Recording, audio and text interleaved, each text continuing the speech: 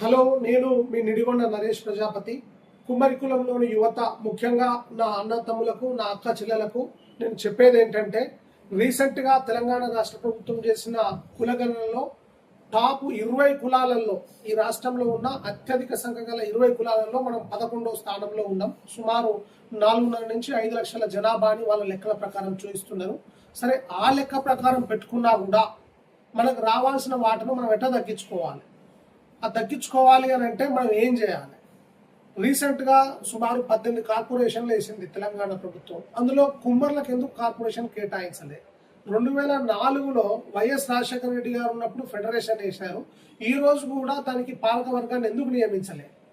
సుమారు 20 ఏళ్ళు దాటిపోతుంది. ఒక ఎండీని, ఒక గవర్నమెంట్ అఫీషియల్ పర్సన్ని పెట్టి ఒక పాలక వర్గాన్ని ప్రోత్సహించకుండా ఒక ఎండీని పెట్టి దాన్ని నడిపిస్తున్నారు. దానికి గల కారణాలు ఏంటి? మరి ఇవన్నీ ఎప్పుడు ప్రశ్నిస్తాం? ఎవరు ప్రశ్నించాలి? ఈ 80 ఏళ్ల స్వాతంత్ర దేశంలో దేశవ్యాప్తంగా 5% కుమ్మరులు ఉంటారు. కుమ్మరి, శాలివాహన, ప్రజాపతి, కుంభకార్ అంటే ఒక్కొక్క రాష్ట్రంలో ఒక్కొక్క పేరుతో మనల్ని పిలుస్తారు. 5% ఈ దేశ జనాభాలో 5% భాగస్వామ్యం ఉంది మనకు. మరి ఒక్క రాజ్యసభ సభ్యుడు లేడు, ఒక లోక్సభ సభ్యుడు లేడు, ఒక సెంట్రల్ క్యాబినెట్లో మనకు అవకాశం లేదు, ఒక గవర్నర్గా మనకు అవకాశం లేదు, జ్యుడిషియరీలో సీజేలుగా, సీజేఐలుగా ఎక్కడ కూడా టాప్ పిఎస్యూలలో కానీ, బ్యూరోక్రసీలో కానీ అన్నిట్లలో వెనుకబడి ఉన్నాం. దీనికి కారణాలు ఏంటి? ఇవన్నీ ప్రశ్నించేది ఎప్పుడు? ఈ 80 సంవత్సరాల నుంచి జరిగిన నష్టం చాలు.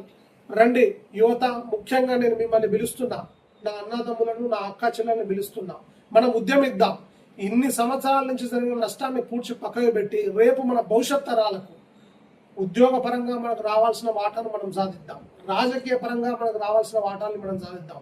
మన కులానికి ఒక సామాజిక గౌరవాన్ని, నేను కుమ్మరి, నేను శాలివాహన, నేను ప్రజాపతి అని గల్ల ఎత్తి చెప్పుకునే ఒక గౌరవాన్ని ఈ సమాజంలో మనం తీసుకురావాలి.